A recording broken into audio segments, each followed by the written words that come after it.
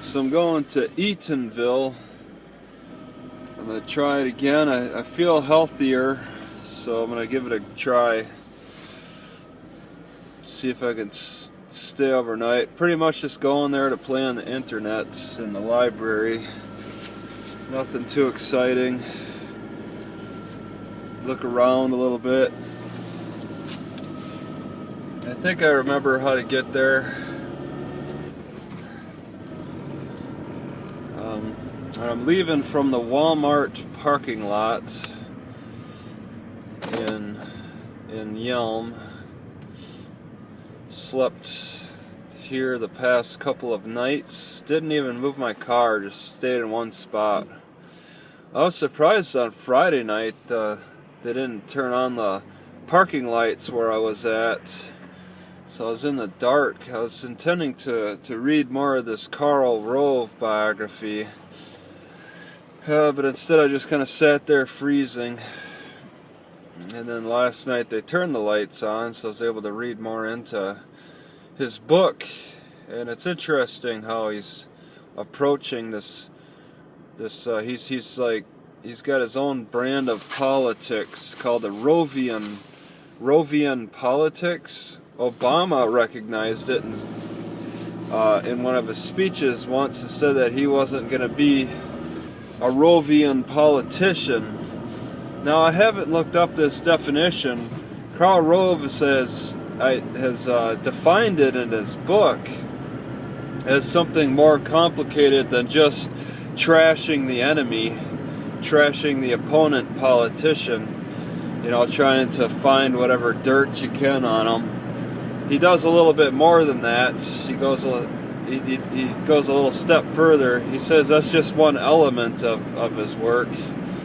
And it's not so much that he tries to find like a weakness in the opponent politician. He's looking for like something like a politician thinks that it's his strength, but really is his weakness. It's like you have to believe it's actually your strength, but in reality it's your weakness. So he's got a lot going on there, using a lot of buddies to research the other opponents and stuff. It's very, very interesting, and it's endearing to learn about his thoughts and stuff on a personal level like this. I got the book from the Give a Book, Take a Book at the Yelm Library. I wouldn't have taken it either, but the Yelm Library doesn't allow me to use their books to prop my computer up, so I just kind of grabbed some thick books, and Karl Rove just did look kind of interesting, and it was a nice thick book, so I figured what the heck. Alright, Roy in Tacoma, no. Eatonville, okay. Yeah, the signs led me, I need gas. I need to get gas. Alright, so I'm going to do that. Let's stop this. Okay, just got some gas. And now I'll be continuing on the way. So yeah, so far I've read over 100 pages from the Karl Rove Courage and Confidence? Courage and Confidence? I forget the name of it exactly.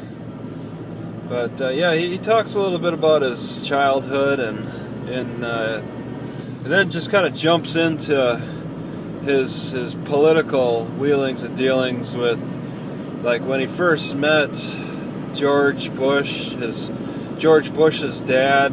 He had to explain his childhood to help us understand how he got to even meet the Bushes.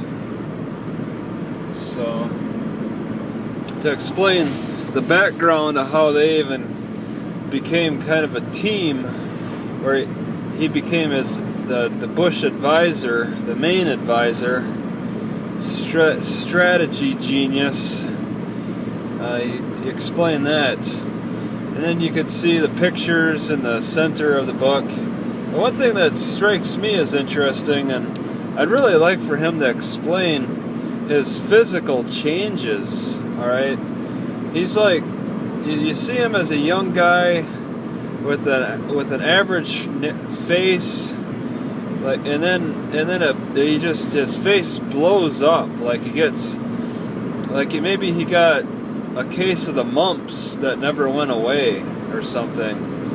It's just like I guess he got a little fat in his older age, but it couldn't have happened overnight, could it? That'd have been crazy.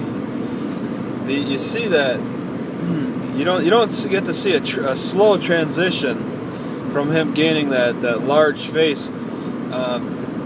You see him as a young guy and then an older guy, and it's just boom boom. And I wouldn't really target it so much, but Stephen Colbert loved to make fun of his face on his show with the ham Rove jokes. He put a pair of glasses on a piece of ham and then pretty much attribute that to being Karl Rove.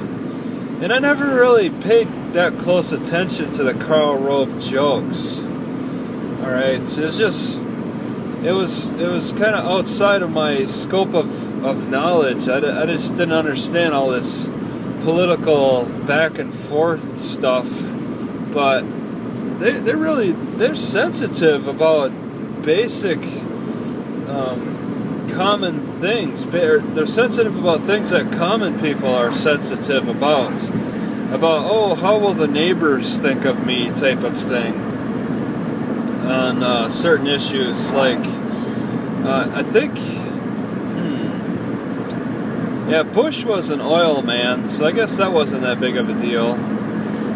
Being attributed to owning oil was a big deal for Lyndon B. Johnson. He didn't want to be attributed to that, being a big rich oil tycoon. Bush was bit of an oil tycoon.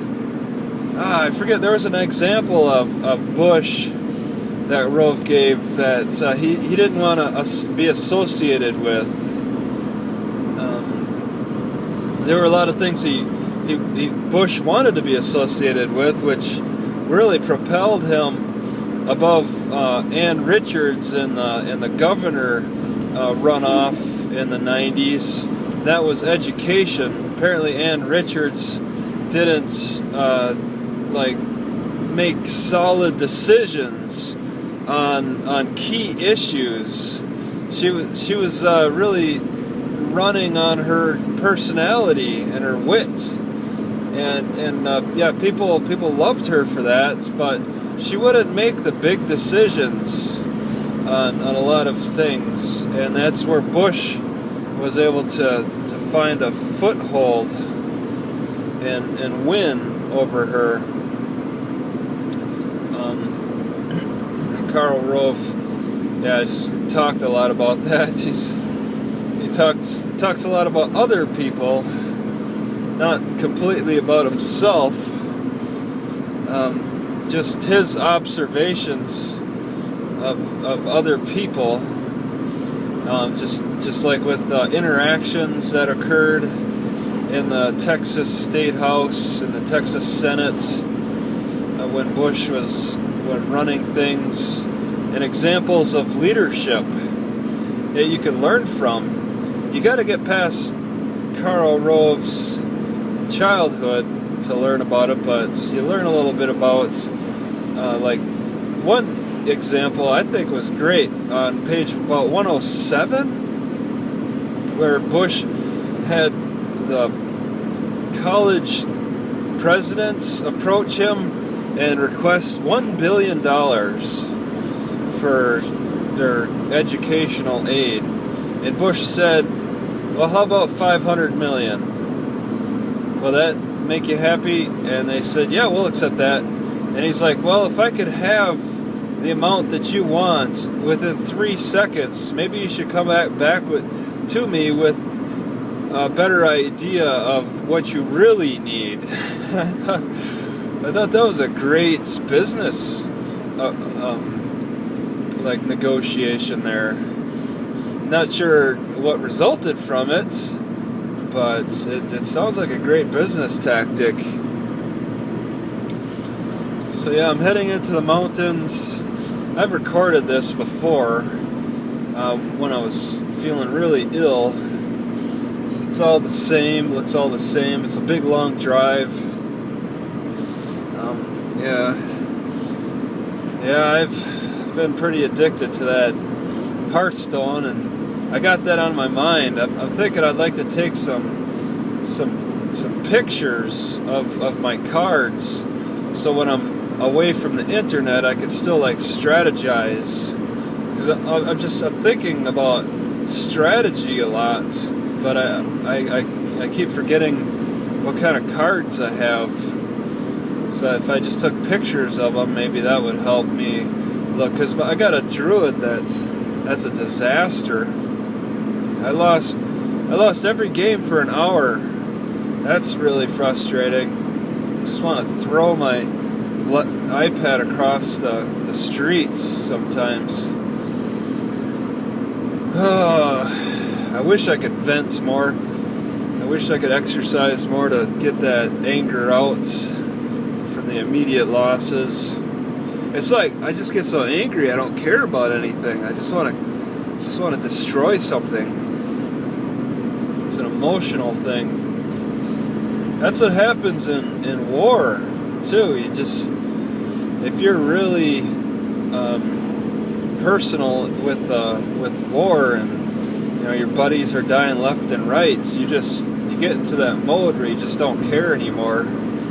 I kind of got into a bit of a weird mode when I was in the desert in Saudi Arabia. I was like, after a few weeks, I'm like, yep, this is my home. I could stay here for a year, when I was only stationed there for 3 months. I'm like, yeah, okay, I could get used to this.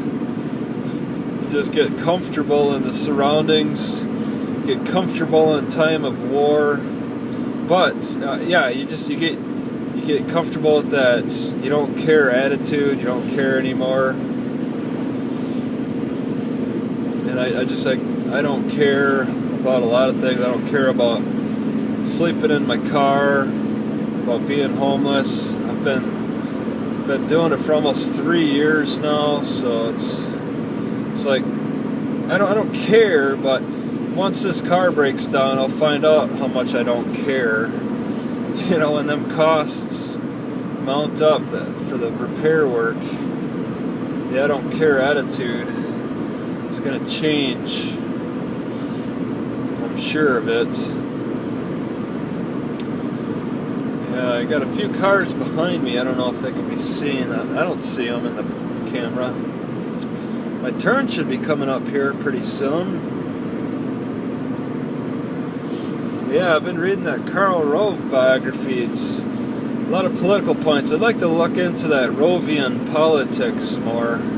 Even though he pretty much explained everything, you do your research and you use the opponent's words against them, and you gotta pick the right issues for the right people. Whatever is important with people, certain people, you hammer home your commitment to them on their issues. It's a lot about looking good and saying the right things to the right people. That's politics. And I marked a lot of parts in the book about things that I found interesting. One was the leader of Google saying that YouTube will end Rovian politics. And now Karl Rove negates that. He's kind of says that's not exactly true, that it won't end Rovian politics. maybe enhance it in a different way. Okay, so yeah, I wanna go straight. I could take Mountain Highway, but I didn't take it last time. I could take it to look at something different. Man, you could really see the mountains off in the distance. I'm doing a little climbing. Man, oh, that day I drove out here and then I drove back in the dark at night. The winds were picking up to 60 miles an hour. I actually had to swerve around a few trees that fell onto the road. It was kind of scary. I was in pain. I was scared for my health. A little scared about the wind conditions. I could see on the weather app on my iPad that there was a weather advisory about the heavy wind conditions. And yeah, it gave me a strong impression that it can get extra windy in the mountains. Because when I got back to Elm, it wasn't nearly as windy. So the mountains, particularly where Eatonville is, can get extremely windy. And my Google Maps offline map has been able to track me. It actually follows me, my location. So anytime I turn this on, I should see where I'm really at. And I know I'm on the right track because this is all familiar. Yeah. And the guy's got a life-size version of a horse as a statue. So yeah, I just started driving out here and gonna just play on that internet. I kind of want to walk around a little bit. Maybe since it's open from 11 to 8, I'll walk around a little bit after a couple of hours or so and record around the town, looking around it, because it's hard to say how long I'll be able to stay in Eatonville before the cops harass me. Depends on the type of police enforcement. Ooh, feeling my gallbladder a little bit there. Now I'm taking a different approach with my gallbladder. I gotta, like, I bought some nice stop in the middle of the road. Nice. That guy just pulls out and he decides to walk. Alright, well, you know, even though the roads are slow, that makes it all the more dangerous, people. Alright, yeah, I got extra junk in here because I bought a couple extra food storage containers. I got a bunch of bananas with me, and now they're more protected because of these food containers. I got them at the food bank. I bought the food containers, and I got the bananas at the food bank. I feel more comfortable grabbing more of the fresh stuff. So I got a lot of bananas. Not sure how long they'll last. They should last quite a while, as cold as it's getting. But yeah, with my gallbladder issue, I want to take a slightly different approach. I abandoned the olive oil because it was making my heart feel bad. It made my heart feel like it was struggling. And now, after eating a lot of fish, a lot of sardines, a lot of heavy oiled fish, I find that my heart is stronger, and that's probably the reason why olive oil wasn't very friendly to me, because I was taking in more omega-6s than the omega-3s. I think that balance really was thrown off, because I was trying to get these omega-3s through flaxseed, but Dr. Wheel says that's just not a good investment to make. And I felt it. My heart was always squishy in times of weakness. I mean, even when I had that cold last week or a week or two ago, I know my heart would have felt squishy at some point. Strong as a bull. And it's awesome. Foolish me relying on cayenne pepper. I thought, and it's stupid. I listened to one report about how they kept a heart beating for 10 years by using cayenne pepper. Now it's crazy. Now that I've experienced eating more fish, now that I've gone for a long period without eating fish, and now that I'm eating fish, and consuming cayenne pepper, every so often in that time, I could see, cayenne pepper will stimulate the heart, but it won't feed the heart so much. Oh my God, where do I turn? Oh my God, I don't. Oh, there should be a sign. Okay, I think I see a sign. Alright, take a right here to Eatonville. Alright. It's familiar, I just not exactly sure. Cox Christmas trees. So, I ate a bunch of olive oil with bread, and my heart feels fine. It's great. So, it really was a balance with omega-3s and omega-6s. I was having a problem with that. Historical marker. And there's a big sign. I never saw that before. I would have stopped if I'd seen it the first time. Oh, man! Alright. If I can stay till tomorrow, I might go and try to check that out. It's not raining, and even if it is, I'll drive. I don't care. So there's a historical marker to look at, and then this historical farm, the Pioneer Farm Museum. I really like to look at. Yeah. Historical. What's so historical about it? I gotta find that out. Yeah, even with my gut weakening on me, my heart staying strong. Can fight through it a little bit. But I gotta strengthen up my guts. And I'm pretty sure my gallbladder's going out on me, so I need to take needed measures against that. I need to work on that with various means. Olive oil is supposed to stimulate it or something. Peppermint leaves are supposed to dilate it.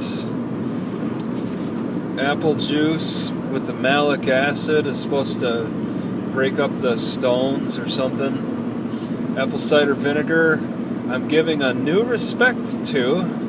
I don't like it by itself. It takes my energy away. But when I mix it with apple cider, it's pretty good. Apple cider is not that great by itself. Apple cider vinegar is not that great by itself. But when combined together, they put it's a decent taste and it's a decent effect. And I don't know if I would have considered that so much had I not read Prescription for Medicinal Healing. Prescription for Nutritional Healing. Not sure if I would have given that much consideration. Alright, going up a hill. It's pretty windy. Still frost on some of the grass. Wow. There's still some frost in some shaded areas. That's cool. Alright, yeah, really climbing up to get to Eatonville. Yeah, because it looks, when I looked on the Google Maps, it was on a higher elevation. So, oh my God. See, I really would probably want to drive this more than walk it. Okay, I see Eatonville. Now, I'm interested in just parking where I parked last time. Just to get somewhere. Historic Eatonville. Public restrooms. Yeah, I want to park next to them. public restrooms. Okay, so 35, 25, 35. Alright, it's kind of familiar, but it's such a small town, it's hard to get too lost. What am I taking a picture of? Alright, Black Star Feed. Hope I didn't miss a stop sign. Well, look around and below a stop sign. Oh, I'm pretty sure I know where I'm at. Okay. I know that spot. I know. I'm gonna try and. Oh, yeah. Alright. So this up here, it looks attractive to park at. I don't see any signs saying don't do it. Ooh, it's a climb. Oh, I don't want to take anybody's business spot. But I see these guys up here parked next to the sidewalk. Yeah, on a flat piece of ground. I'll park right next nearby. I like this spot. I might even try to sleep here. Okay.